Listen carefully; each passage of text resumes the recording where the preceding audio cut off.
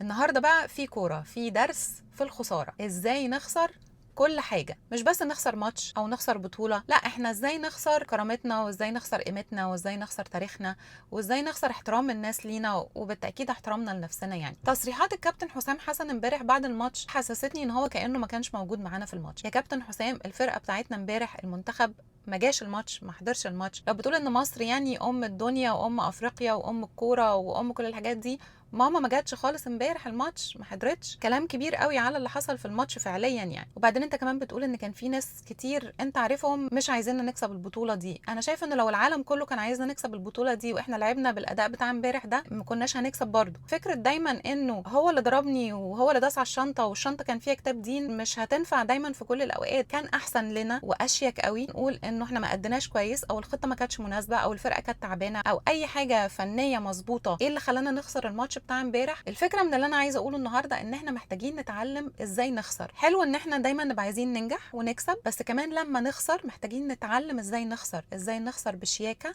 بكرامه، بشرف، باحترام لنفسنا واحترام للي قدامنا، علشان الناس تفضل تحترمنا وتفضل شايفانا مقدرين الموقف اللي احنا فيه بالظبط. لانه عدم ادراكنا ان احنا غلطنا فخسرنا بيخلينا مش هنتعلم، فاحنا هنفضل في مكاننا في نفس الدوامه ونفس الدايره دي. فدرس النهارده في الخساره، نتعلم نخسر بكرامه وبشرف.